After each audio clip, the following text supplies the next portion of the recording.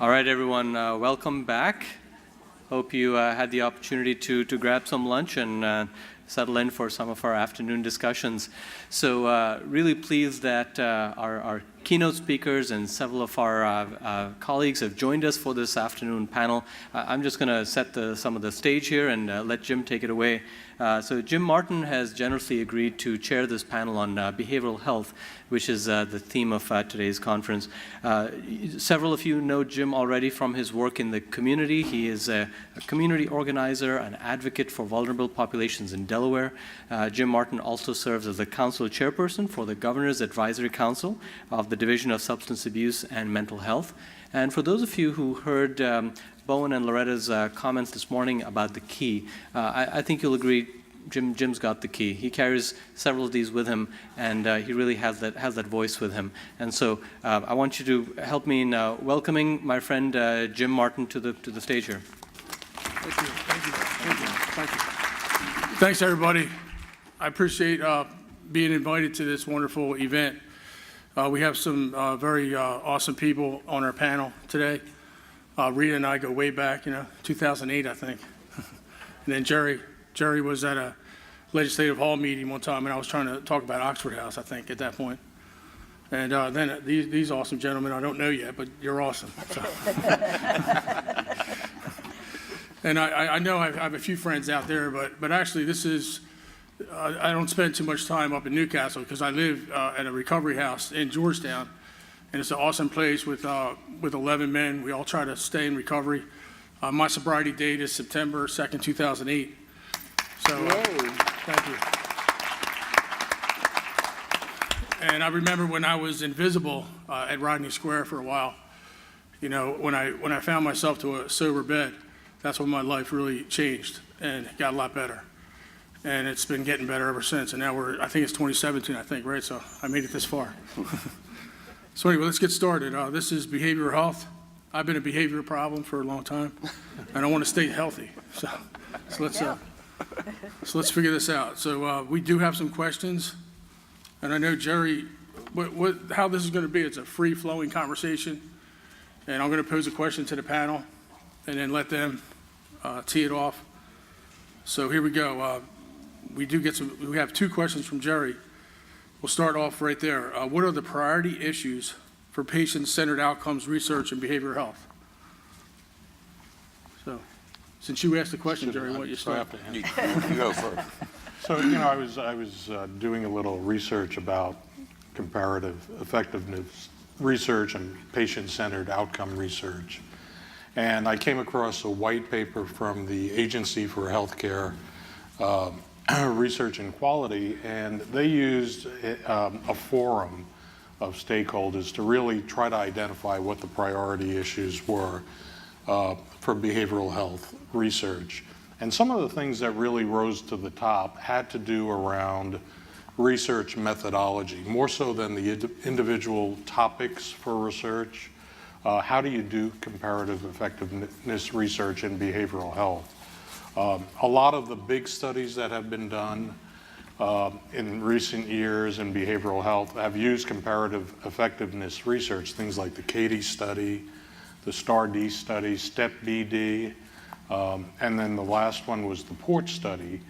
These studies really looked at acute illness, short-term illness, and what came out of that forum was that if you're going to do behavioral health research on severe mental illness, you really need to develop appropriate outcome measures that were consensus-driven, and you have to conduct your research over a longer period of time. You can't just use acute illness, a 12-week course of antidepressants or a short course of antipsychotics. You really need to do long-term research. So I think that's a big area for comparative effectiveness research. Also, what rose to the top were things like looking at treatment settings, especially around integrated care and collaborative care models. How does that type of service delivery change outcomes when compared to usual care? So I think those were the top things that report highlighted. Certainly a number of other things about the type of tools you use in research, using different methods to engage persons involved in the research. But the main things seem to focus on the design of these studies and how you measure things using consensus-driven tools. Thank you, Jonathan. Thank you, Dr. Gallucci. Also, I did want to spend about 30 seconds per panelist for them to have a chance to introduce themselves to you, because I just realized that many of you may not know who these folks are. So why don't we start with Rita and just go down. Okay.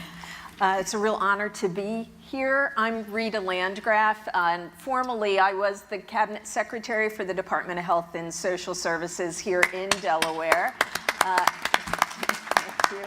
And it was great to have Dr. Walker, focus on what her vision is, especially in the area of taking applied research and how do you bring that to the ground in a more effective way. So it's great to have her lead the department.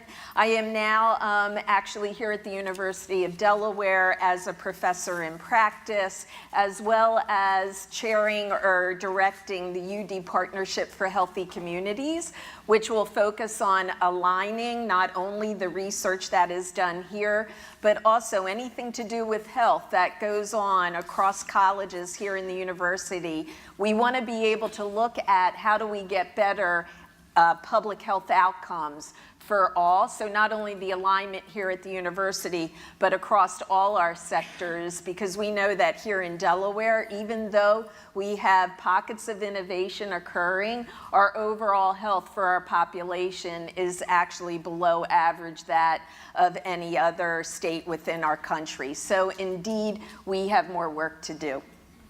Thank you. Thank you. I'm Mandel Much. I'm a licensed psychologist. I was trained in the traditional scientist practitioner model many, many years ago when I did my graduate study. So integrating research, studying research, looking at research, applying research to clinical practice was how I was trained and how I've always conducted my professional life.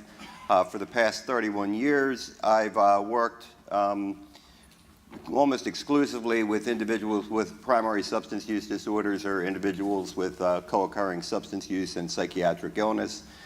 We run several outpatient programs here in Delaware for adolescents and young adults, and we not only keep abreast and pay attention to the national data and data that is published in professional journals, but we also have been compiling for the last 7 years our own database, which now has about 2,500 cases in it and over 40 variables. So we look at our unique population and we try to tailor our treatment interventions and design individually and collectively based on that data. So we analyze that data and we look at how does our population here in Delaware compare to other locales, other areas, and what's working, what's not working, and we try to use that to inform clinical practice.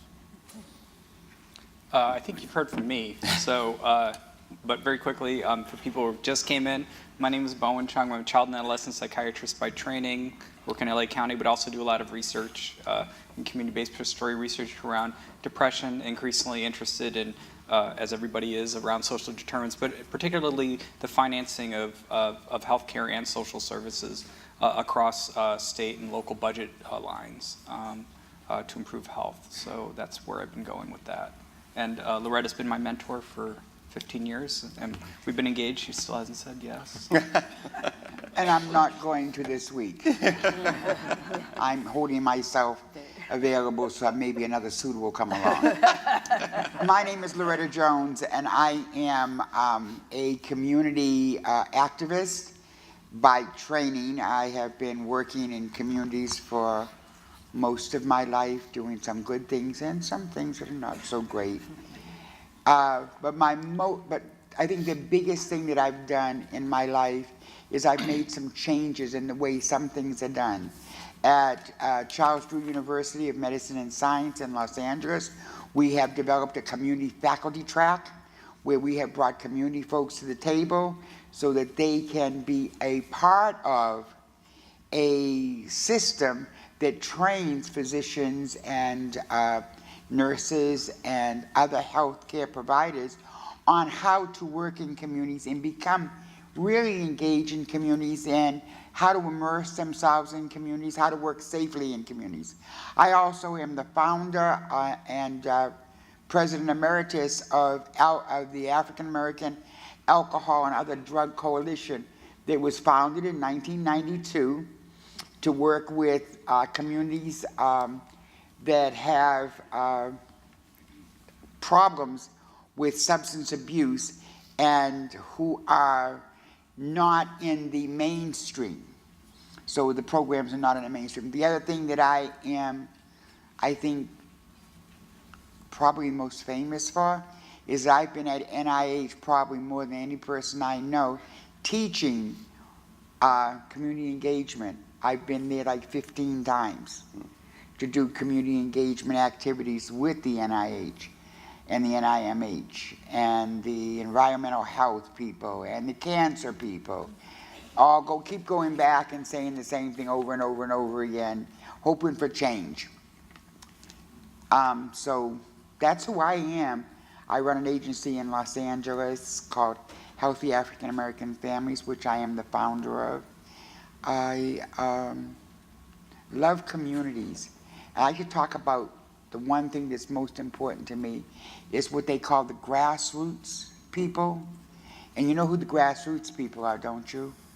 Those are the people who are invisible, because where are the roots? Underground. Can you see the roots? Nope. That's me. Thank you very much. And again, my name is Jim Martin, and I have a nickname in Sussex County. It's called Loneliness Terminator. Now, those two words, if you want to Google those two words, I pop up first on the list. So again, Loneliness Terminator. Also, I believe that we do have a battlefield of isolation and loneliness out in our communities. And the best weapon against these, the battlefield of loneliness, the best weapons you can bring to the battlefield is love and kindness. And that's one of the things that I see work every day. And I appreciate your comments, everybody. Lastly, also, I like to play around with that word hospitality a lot because I am not the hospital. If you think about hospitality, it does have the hospital word in there. What I focus on is the last part of the word, which ends in ITY, I'll take you. Because a lot of times that's all people want to hear is, I'll take you. You know, when everything in their life is really going badly, they just want to hear those words, I see you and I'll take you. And, the thing to remember is that people just want to be listened to and seen, and the invisibility of it is where people lose all hope. So a smile goes a long way. But anyway, let's get back on point here. We have a few more questions. I did come up with a question myself, and it has to do with that small window of opportunity that individuals have when they decide, yes, they want treatment. So the question is, why are intakes for treatment only available during working hours? And what can we do as a system to meet people where they are if we are not available to do so during these small windows of opportunity? I can take that one as somebody who is a county employee. Yeah, I think that's a big problem. I mean, I was actually listening to a podcast on the way here. I don't know if anyone listens to the Ezra Klein show. It's a podcast. And he had a venture capitalist who's made a lot of money in tech and was talking about this exact issue. The fact that, I think this all goes back to actually the patient engagement and the community engagement for me goes back to the Crossing the Quality Chasm report. Did anybody ever hear about that one or read that one? It came out from the National Academy of Medicine, or formerly known as the Institute of Medicine, like in 1999. And really had 6 principles for how the healthcare system should operate. And actually they did another version for behavioral health like 10 years later because whoops, we forgot about that. But it should be high quality, should be effective, right? Should be safe, right? Little waste, right? It should be when people want, how patient-centered, should be when they want, how they want, in the form they are, and hopefully with who they want. And I think as a system, we kind of failed in that kind of respect, especially around behavioral health. I think there's a lot of opportunities that are growing in what they call asynchronous opportunities. So I know the major, like, I don't think this is any secret, but like CVS, for example, is trying to do on-demand, mental health at their pharmacies. And I think that technology will open up the ways. But I think especially in the substance use and the severe mental illness space, I think this is where I think the client or consumer communities have really done a better job. You know, whether the 12-step program or other types of client or consumer-driven approaches sort of work in the way that we as scientists, outcomes that we measure work. But what is very clear is that, you know, the notion that people can call somebody 24/7. There's a meeting anywhere and everywhere at just about any time of day you want to go to. And I think that the healthcare system really needs to think about how to do that. And it may not involve healthcare providers. It may involve places where people feel comfortable. And you know, the question is who's going to pay for that? Whether it needs to be paid for and how we're going to measure that. One of the things, and going back to the patient-centeredness aspect of it, the one aspect of that report that has not been addressed, and people forget that this is part of the quality chasm, right, is patient-centeredness. And that's why the Patient-Centeredness Institute was created, because the understudied area in the 6 aims was patient-centeredness. And the second was equity. The other thing that people forget about quality of care is that equity is a key. If you read the first page of it, equity is central, front and center of that. And when healthcare financing and healthcare executives think about quality of care or, you know, outcomes or safety or effectiveness, those two words are never mentioned, very rarely. And I think that in order to get to that, we have to think about those two things. And I think that gets to your question. That starts going to the answer where you're headed. So I don't have the answer to that. Yeah. I'll just follow up from our experience here in Delaware. I'm going to agree and disagree with the urgency of response to access to care. We're open, you know, 12 hours a day with live phones and available 24 hours a day with, you know, private cell phones that people can call. The majority of our assessments take place between the hours of 9 to 5. And they come as a result of somebody who has decided that that person needs to come to treatment. Now, we deal primarily with the young adult and adolescent population. So there's usually a third party, an outside authority, that directs or influences that person to come into treatment.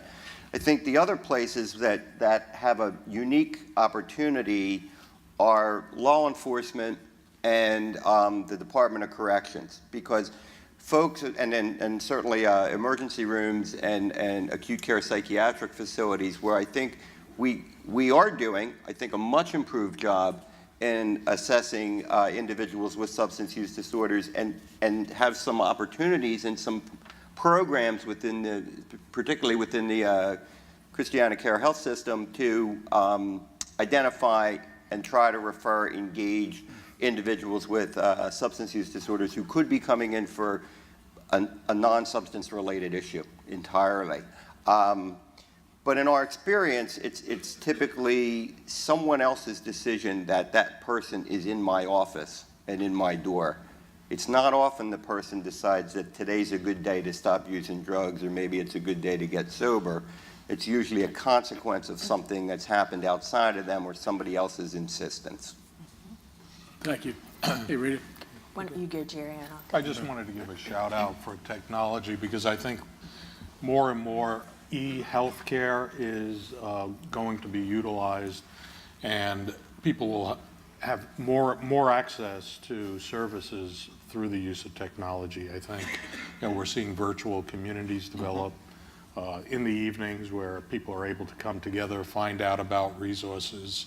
There was something recently in the journal about a program called Inspire, which was an online community support group, but was really intended to connect people to actual clinical trials. So I think we're going to see more and more technology being used, especially as people use more personal devices, but not only to access resources, but to get support for whatever condition they're signing up on these sites.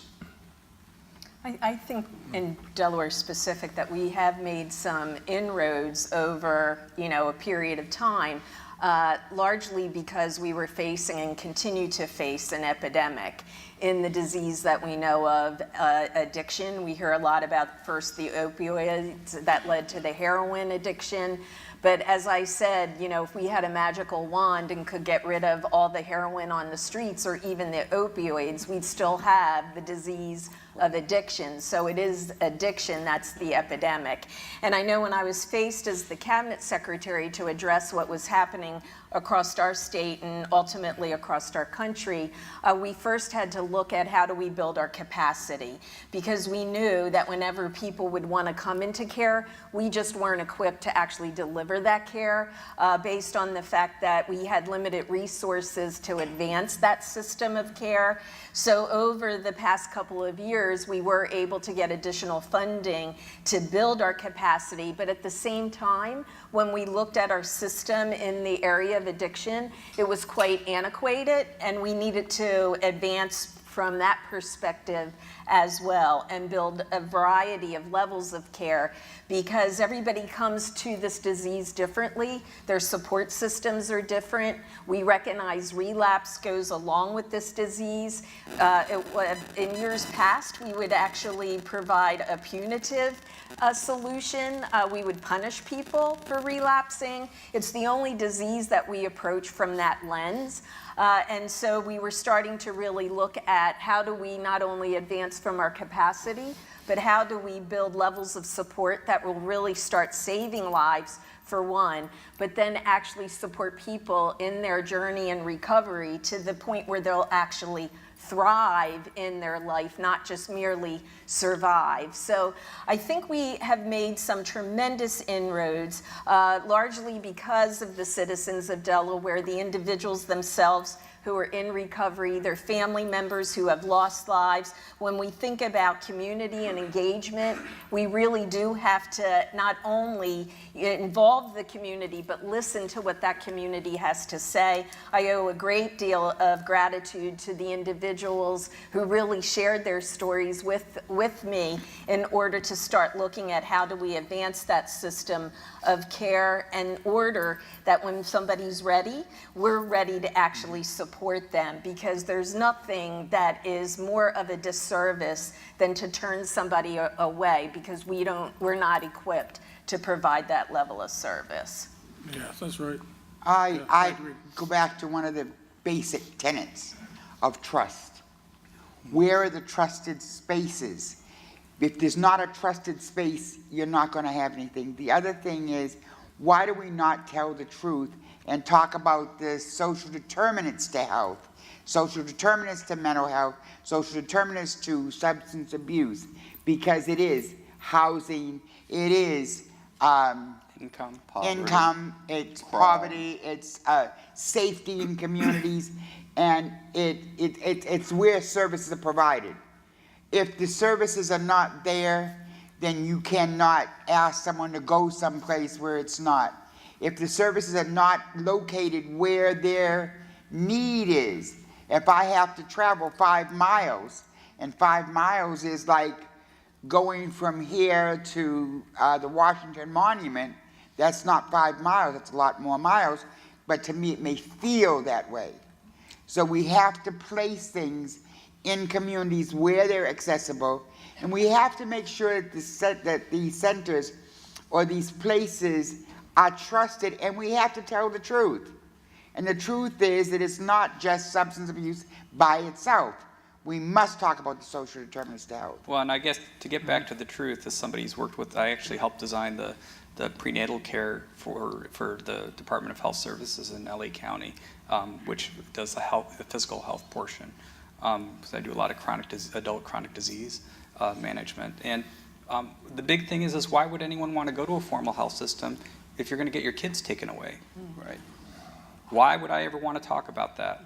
Why would I even want to go to my prenatal visits? Why would I want to take my kids to a pediatrician's visit? Why would I want to go to a substance use treatment center if I know that I'm going to get off probation and be put back into jail or prison? You know, these are very complicated issues, and it's unfortunate that families have to go to prison to get either their mental health or substance use or alcohol abuse taken care of for their kids. The fact that LA County Jail is the largest psychiatric and probably substance use treatment center in the world. It's same here. Yeah, that is Department a of very Correction. sad thing that we have created these systems which are of variable quality, right, with reasonably poor outcomes, right, and then insanely expensive, not just for healthcare, but for other things, and other costs to government, but in cost to people's lives. So we've created a mess. One thing I heard from one of the panelists is that Loretta is that we need to create trusted spaces, and thanks to funding through DSAM, I've been able to create 2 very safe spaces in the community of Seaford and Georgetown.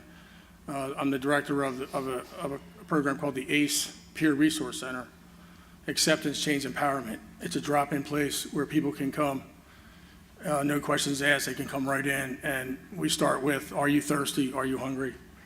Do you need clothes, do you need a shower? And then we get into, how about some free Wi-Fi? I like him. Free Wi-Fi and free water. So it's very grassroots, and the kindness is eyeball to eyeball, and I think that's why I'm standing up here in front of you all, because I think who's a Facebook friend of mine out there? There's a few Facebook friends, yeah. So I use Facebook and social media a lot to connect the dots. Connect the dots. I'm at 5,000 friends right now. I'm hoping Facebook changes that. I could use Twitter, I guess, but I'm just a Facebooker right now. But what I've noticed is that people in the community, they do want to help the vulnerables. They really do want to help, but they want to know what they can do to help, and it has to be a hand-up situation. And I've been engaging the community in Seaford and Georgetown for a few years now, so I think I'm onto something for the researchers out there. Maybe you can help me figure out what I'm doing, because I've been poking around in the dark for a while, and one of the expressions I have is I think outside the box because I have no box. I have to think outside the box because the box doesn't exist, and it's a very fluid situation out there. And poverty is the single biggest reason why people lose all hope. And I know I've seen it myself, where I started soulless.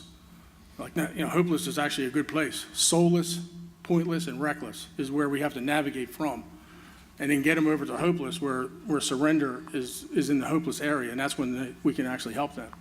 And then we move them over to hope. But the way we do that is through just role modeling recovery. So my next question is, how can we energize the community? Because really the community are the folks who need to solve this community problem. I'm going to start for There you you go. because I believe that the only way is to take and open the dialogue. Most folks don't know how to start a dialogue around something that affects them close to home. I don't think that there's almost anybody in the United States who does not have someone that they know is a substance user. And if you know of someone that's a substance user, have you ever been willing to talk about it to other people to make sure that everyone knows, not just that I know someone who's a substance user, but I'm not clear on how to help that person. I'm not clear of where to go to get services. How do we make those steps? What do we do to help that person move forward? I love what you said about touching folks with, are you hungry? Do you need a shower? Because a lot of people, that's the starting point. But most folks don't know how to say, what are your needs?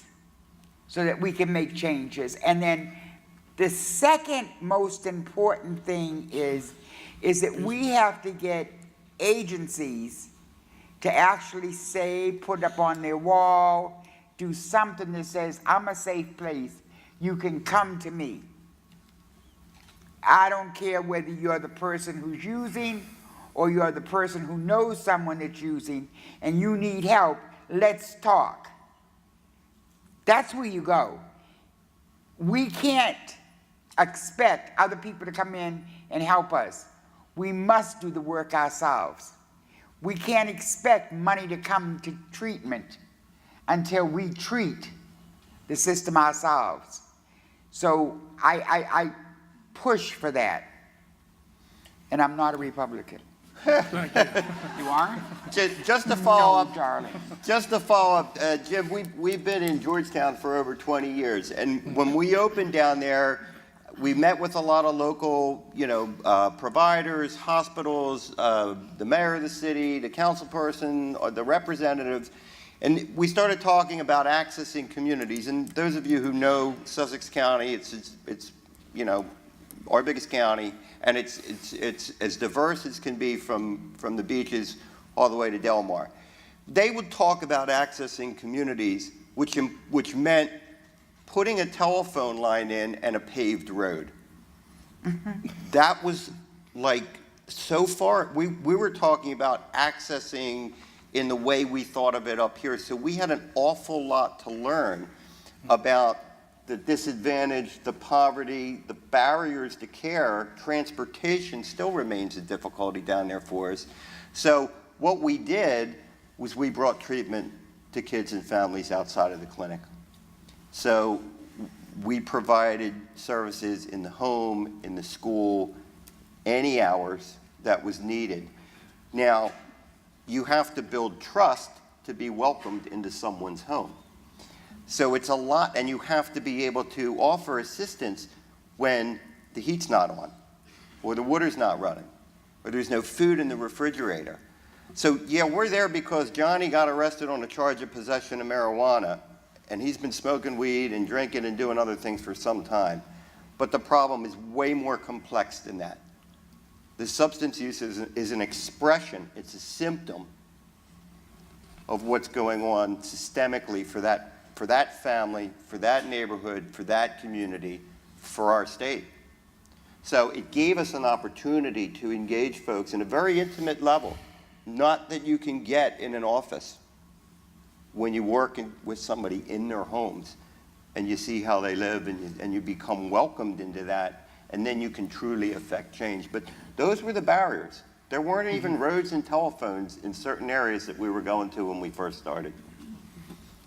So I appreciate that, because that leads me to my next question, which is, I know Rita has talked often in the past about how legal drugs created a pathway to addiction, and we understand that a lot. I think that like 80% of addiction to the opioids is because it started with a legal prescription, right? That's what they're saying. But I want to focus more on what you helped us begin this, the root of addiction.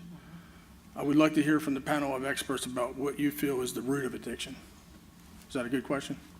Great question. So Rita? And I think what you're also hearing relative to the social determinants and how that plays into how to best support people in their recovery and multi-generational predisposition to addiction. But I think many things go undiagnosed. And what we know too is many people who are also have the disease of addiction may have a co-occurring, what we call a co-occurring disorder. Many young people that we have talked to talk a lot about anxiety that has been undiagnosed. We're starting to see other things happening across our country relative to especially our youth, even at college campuses, even the youth that you wouldn't know that are actually struggling, that are in pre-med programs, that are actually succeeding academically. But the New England Journal of Medicine actually reported of a young student who I believe was in her 3rd year of pre-med, doing very, very well, actually taking her own life. And everybody's like, why is this happening? Relative to, that's not the common profile that we see. Typically it was students that may not have been doing well academically, that may have gotten into addiction, and then their life starts to unravel. We're starting to see something else occurring across our country that we need to take note of. And what I believe is it might be occurring is that we're not really focusing on that behavioral health wellness to the degree that we need to. I'm hearing a lot about perfection. I'm hearing a lot about our youth actually comparing themselves with each other, and even those high-performing youth, if somebody else is performing just a little bit higher than they are, that they feel as though that they cannot succeed.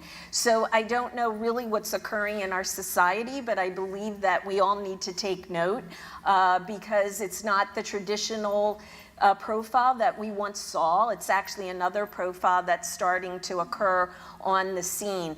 Something that we've actually talked about a lot here in our state is trauma-informed care. How do we become more trauma-informed? How do we support people in what may have happened to them? And especially when we think about social determinants. We know the ACE study in San Diego, how the indicators of adverse childhood impacts your life, your entire lifespan. So we've gotten really good at recognizing that. I think we now need to take it a step further. We need to now talk about how do we support resiliency? How do we build that back into our support of one another? I think that that is a key piece that's missing, and that's why we're starting to see individuals that are struggling more just with the day-to-day coping skills, let alone when you add other components like the violence that we're seeing, the social determinants that we're seeing. Yeah, I think that, the opioid crisis, anybody read the book Dreamland yet? Yes. Mm-hmm. Yeah, We had the it's authors. won the National Book Award last year. Yeah. It's fantastic, and it really gets to this issue around economics and the opioid. But in general, I think, I've been working with Loretta for a long time and have had the privilege of working in preterm delivery, cancer, cardiovascular disease, cancer. It really gets to race and income inequality. And I think most economists agree on this, and I think the opioid crisis is one epiphenomenon of that in a particular region. I think the second thing is we don't have a public health approach for behavioral health in the United States. We have the CDC, but they really don't focus that much on suicide, other than suicide and maybe a little bit about addiction. And so we don't have a lot of good data, national data or state level data on how to track these things. We don't track them the same way. And as somebody who's at the intersection of clinical care and public health, and I think that framing of behavioral health for the most part as a clinical condition has very big implications in that it's very hospital-centered or clinic-centered or medication-centered or psychosocial intervention-centered by licensed people.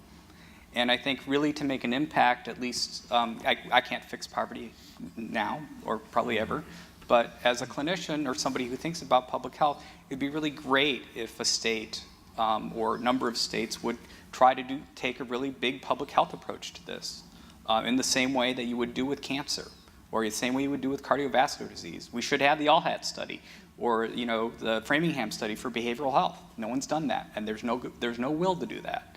And then the third thing is when you take a public health approach to these illnesses, it changes the conversation because then it says anybody can add value at any point in the conversation. That I don't need to be a clinician in formal treatment to be able to make somebody, and it gives more validity to the consumer approaches. One of the things we found in our study, the community partisan care study, is that the ministers and the social services agencies were doing most of the heavy lifting.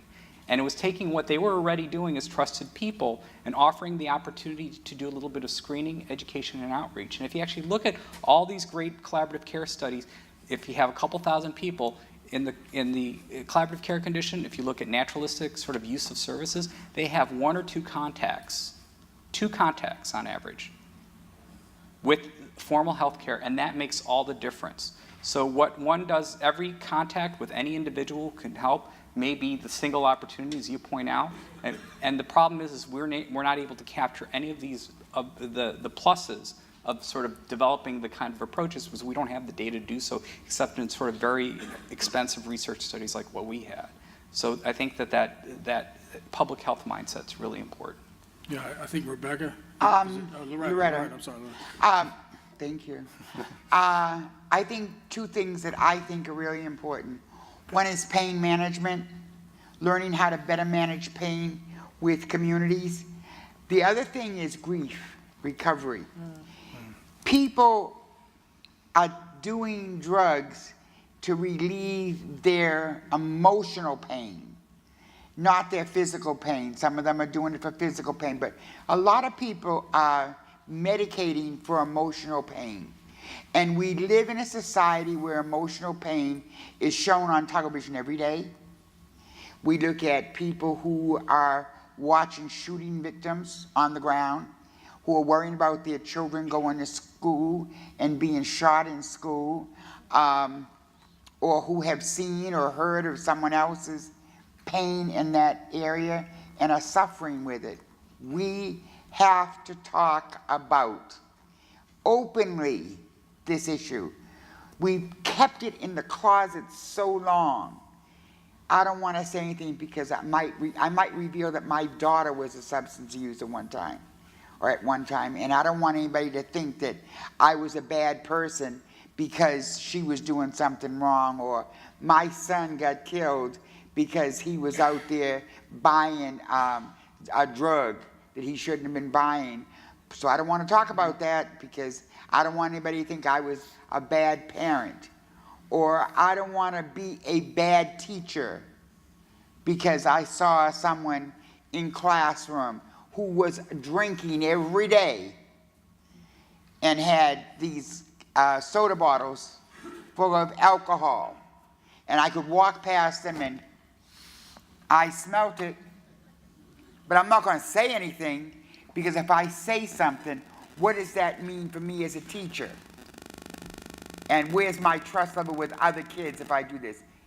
We have got to open the door publicly, not just how do we keep kids off of drugs.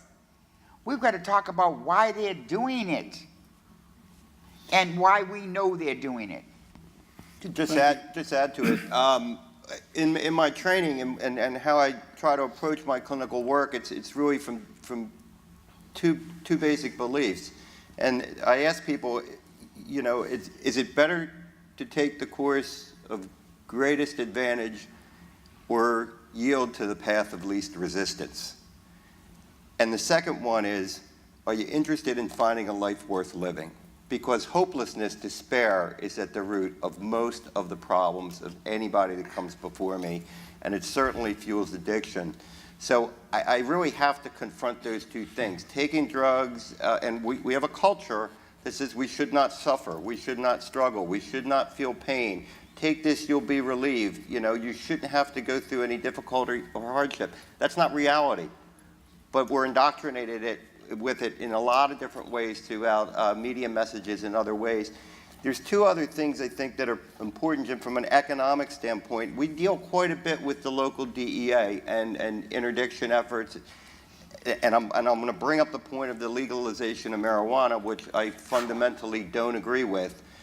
It's too expensive to enforce marijuana possession, distribution, although we have some laws to prevent that, because of the money we have to spend to fight heroin and cocaine interdiction. And economically, we need revenue. So if we tax consumption, growers, sales of marijuana, then we get more money, and that helps. But it sends a very mixed and confusing message, because I have parents that come in whose kids are addicted to marijuana at 14 years old, addicted, smoking multiple times a day, and the parents are like, well, at least it's not the opiates. At least it's not Percocet.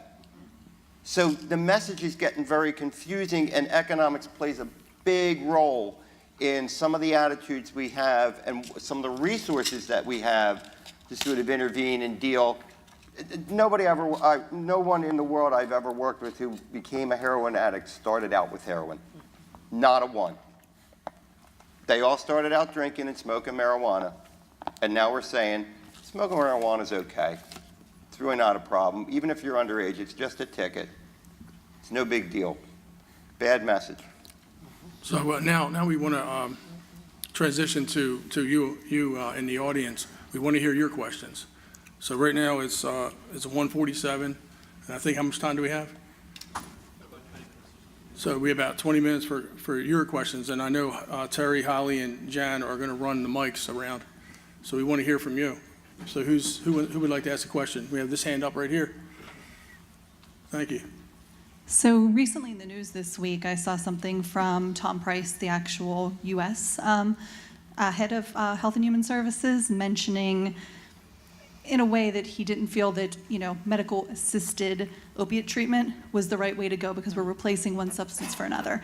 As a physician, that got me upset because obviously it's something that has been evidence based and evidence proven to help, with addiction and with recovery. My question is for the panel, what sort of ways can we, in all of our different realms, work to address that? Being, cohesive with treatments, but also really getting the information out there about effective treatments without the stigma. And that was a complete reverse from the Obama administration. That was really, and Director Botticelli, that was really promoting medical assistant treatment. And actually, he was here promoting that not that long ago at Christiana Care. And with Secretary Price also being a physician, I think, it becomes even a little bit more troubling, because we know that with any disease, many times medication is also required as part of a treatment protocol and a treatment plan. So, I do believe, especially in harm reduction, and for those who are at the really deep end of addiction, many times, a comprehensive treatment protocol needs to be supported, inclusive of whatever tools are available to support that person in gaining in their recovery. And as you indicated, the evidence around that is pretty strong. We still live in the United States of America, which is great because we can use our ability to advocate and really promote, and not only at the executive branch, but also at Congress. And so, I think the best that we can do is really stay informed and utilize our ability as advocates to really work with Congress in ensuring that we don't lose the tools, especially at a time that we're still faced with such a strong epidemic in this country. And it does it's an interesting time when we talk about legalizing marijuana on the heels of the fact that we are all suffering from this epidemic. Right. But I would say to really promote that we need to stand tall and advocate that we don't lose any tool that we have to save lives. And also just wanted to add in real quick that we should energize the grassroots by inviting people that are on Medicaid-assisted treatment right now and are working and they're being successful in the community. We need to hear from them. I know Brian and Amanda have been sharing their story publicly to show that MAT works. And I think we can't stop with just the MAT. The other side of it is a piece of an entire treatment plan. I think what has happened sometimes is that we've gotten that MAT's the solution to this disease. It's just one component of a treatment protocol. Sorry, Jerry. No, that's good. And I agree with Rita that really I think we have to take a comprehensive approach to this. And in a lot of behavioral health conditions, it's been shown with evidence that medications alone may not be the best treatment, but really combining meds with supportive psychotherapy or CBT gives the most benefit. So I think it's the same in substance treatment. The evidence is there that MAT is very valuable, but a lot of other treatments have also shown to be effective. And when you combine the two, I think you get the most bang for the treatment. And just real quick to add to it, we'll go down the line. There are non-opioid based MATs. Mm-hmm. So we have more options now than we did 10 years ago. So folks do real well on opioid based MATs. Some want to stay on it for a short term and then move to naltrexone and Vivitrol. So we don't have to just go with opioid-based MATs. Yeah, actually I ran a methadone clinic for 10 years. We had the largest license in California. I was the medical director. Yeah, trust me. The people, I would say we had 500 people a day in West LA, and who would come to this would be very interesting, especially when they were colleagues and chairs and prominent people in the community. But I think there's a couple things. One, I think that sentiment by Tom Price is actually shared a lot by people in the recovery community. That's not because, and that's one of the fundamental things about MAT is that a lot of people who have achieved sobriety without the assistance of either methadone or others are firmly in the belief, Suboxone, in the belief that these things don't matter. So there's the other side of it. And the second side of it, and this has to do with trust in science. And I'm not going to go through the whole history of Dreamland, right? and the pharmaceutical industry's support of pain. But we as a field, as scientists, and as people who make up guidelines, have failed the public. Why should they trust this now when 10 years ago they told us that we need to treat pain, and I gave them oxycodone and fentanyl to treat their pain, and that was the right thing to do, right? Right. Yep. And so I think this fundamentally gets to this, once again, people who are down and out and trusting things, when they hear about these things, why should they trust this now? This is what patients told me, clients told me every day. Why should I trust you, doc? They never did anything right by me anyway. Anyway. Good point. I just want to say that one of the things that's really important is putting a face and a story to it. I'll give you a short story. I work in an area of Los Angeles where there was a lot of heroin addicts, and I had a clinic that was next door to me, and there was this woman who was outside every day. And one day I say hello to everybody. So she was homeless. I said hello to her every morning. Good morning. She looked at me evilly. And every evening when I was leaving my office, I'd say, good evening. And one day I was looking at her as I walked in, and I saw her arm, and she had this huge abscess on her arm. And I took her to the clinic, and I knew the clinic director, and I said, can you help her? And she said, sure, Loretta, for you anything. Well, anything means a lot. So anyway, I left the client there, and the client disappeared. And she came over, she said, Loretta, she disappeared. I said, okay. The next morning I found her. I took her back. I sat with her. And I finally got her to test, because she was a needle user, for HIV. Come to find out that she was HIV positive with cell count of CD4. CD4 of like 5. She was on her way to death.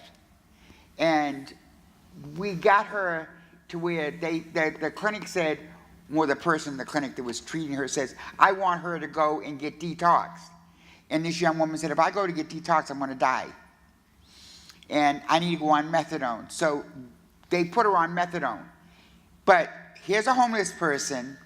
On Saturday and Sunday, she has to go 25 miles to get her methadone. Yeah. I got up, and this is not to say that I'm a good person or a bad person.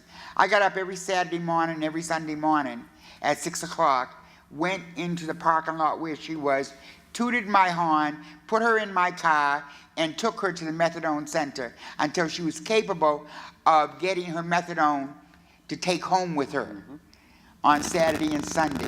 This is important for you to understand. It's important for you to understand that if we don't put a face to who's sick, and we don't show people that there's a cure for those people who are sick. She not only got healthy, she got an apartment that she kept so clean that scared me to death. Made my house feel bad. Oh, I know her. I've met her. You met her. I've met her. And she worked. And she was productive. And she lived 5 years afterwards. And she got sick with pneumonia and went to one of these hospitals that wasn't quite a hospital, and they didn't treat her well, and she died. But the bottom line is, you've got to tell a real story, put a real face to it so people can understand. People are of value. I don't care if it's the person out there laying on the sidewalk that's down and out. If you walk past that person every day and you don't say anything, you're wrong. If you take and go out to lunch and you eat lunch and you have leftovers and you know you're not going to eat it, but you take and put it in a leftover package, you need to drop it off at a homeless person. It doesn't cost you a dime. I'm gonna throw. I want to get another few questions going, but Please, I'll get sum up a little bit of what she's saying. 3 words: the street knows. That's true. The street knows. So anyway, another question. Right here, hand up right there. Yes. So thank you for your remarks.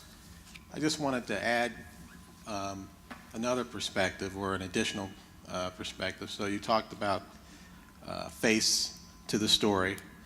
Right now we have an administration that is in the news that is talking about reversing some of the policies of the Obama administration regarding drug sentencing. And I just wanted to get your reaction, which in your minds is the correct way to go. We can't afford it. We talked earlier about the costs. The U.S. prison system, ours included, is the de facto psychiatric hospital of the state of Delaware. Roughly 70% of the incarcerated population has a serious mental illness, a serious substance use disorder, or both. So if we reverse those policies, we won't be able to sustain it financially. Correction officers are not trained in the way that folks who are in social services. In some jurisdictions, we're beginning to train correctional officers to have more knowledge about people with mental illness, particularly post-traumatic stress disorder, if they've been involved and lived on the streets a lot, seen a lot of violence, substance use disorders. What does heroin withdrawal look like? Because we're not treating it. We're just watching people who are a problem because they're getting sick and now I got to clean it up. So that would be a huge mistake to reverse that tide, in my opinion. I think this is a shift for me, and I've been working with a group that's actually a number of ex-Bush White House people on behavioral health policy at federal and state level. I think for them, actually, they're interested in decreasing, prisons and jails, and we're interested in doing things in community settings. I think personally, this is just a very editorial comment, I think this is a shift from sort of thinking about how to do government differently or right-sizing government or making it more efficient to a shift around power and and shifting it from that sort of effective government to power in government, who has the power to determine what. You brought up that policy relative to the Trump administration, but I think we're also concerned about the health policies and the reversal of the Affordable Care Act, and then the impact relative to behavioral health, specifically mental health and addiction. It took us a long time to get parity, and even when we got the mental health parity, it wasn't inclusive of addiction. Then we got the mental health and addiction parity. But I think when you talk to people, there really isn't parity, that we're just kind of making our way relative to the parity issues, because insurers can decide medical necessity. In our state, especially our Attorney General has been proposing legislation to bring forth some protections, but I'm also concerned about what's going on in health policy. It was very encouraging under the Obama administration that we were looking at health policy and that we were being inclusive of behavioral health. Now I'm a little concerned about what I'm starting to see, even when people get access to behavioral health. Many of the professionals no longer will accept insurance, and so then that builds yet a bigger gap for the have and have-nots relative to that. And then I get a little concerned that even if people have the income to pay privately, then they're required to then go and fill out all that claims data to send to the insurance company when you're dealing with an individual who, through the trauma and trying just to survive with this disease of either a mental health or addiction or co-occurring, that we're putting yet another thing on the responsibility of the patient, which will further, they will deteriorate from that disease perspective. So I think when we look at policies, what keeps me up at night is what's happening with our health policy. I was so encouraged for some time, and now I feel like, we're heading for a nightmare in the perfect storm that is really going to harm people. We have the largest prison population in the world. We have the largest privatized prison population. We're making rich people richer. We're actually taking jobs from people in communities and putting them in prisons so that we don't have to worry about paying someone $15 an hour when we can pay someone $2 a day. I think that the worst thing in the world is to go backwards, because we know what it was like. And we really don't want to be there, and anyone who thinks that they should be there should spend time with the family of someone who's impacted. Don't just look at the individual, look at what's happening to the whole family. And I'm not talking about the child, I'm talking about mom, grandma, Uncle John, everyone in the family, because the impact is so great. It could make depression on the older adults. It causes dysfunction in the whole family when someone says, oh, Johnny's sick, he's out there in the jailhouse now. And they're not going to make it a 2-year jail sentence. It's going to be a 5 to 25-year jail sentence. And for those states that have 3 strikes, it's going to be horrid. I can't say anything All right, better. another question? First, I want to thank Dr. Much for your comments about legalizing marijuana. I wish that you would share your comments with those folks in Dover who are going to be making the decision to legalize it. Let me know. It scares the hell out of me, honestly, personally and professionally, that they're going to do that in order to make money. Let me know. Please, all of them, senators, representatives, you need to share what you have to say with them. Secondly, everything that's been said is wonderful. The problem that has been, continues to be, and probably will get worse is the insurance industry, and that hasn't been talked about here. I was at a recent hearing. The Attorney General has bills in the General Assembly right now, and I was at a hearing where a husband and wife were talking about their son who had died from an overdose because he could not get help when he needed help. And all of the reasons that they have been given from the insurance companies and the treatment providers were the exact same reasons or excuses that my son and I were given 20 years ago when he needed treatment. It's disgraceful, it's horrifying, and we need to do something about it. Go home because it's Friday afternoon and we'll maybe see you on Monday. Or you're not high enough to be here. Go use, and then come back and we'll talk to you about getting treatment. Or, sorry, your insurance company said they were going to pay, but now they're not going to pay. The exact same excuses for the past 20 years that we have experienced are still going on now. That's the discussion we need to include in this whole process.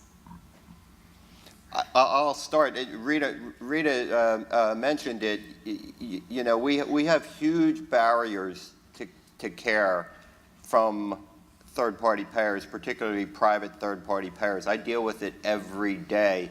Sometimes my therapist would spend 45 minutes, an hour and 15 minutes advocating, begging, pleading for care, getting told all the same reasons. They're not high enough.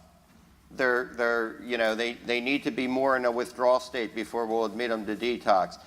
Well, they've been in treatment for a week and a half. They haven't stopped using, so they must not really want it. We're not going to fund anymore. They've been in treatment for a week and a half. They've used twice, so they must not be serious. There are so many reasons that we're told on a daily basis by the third-party payer.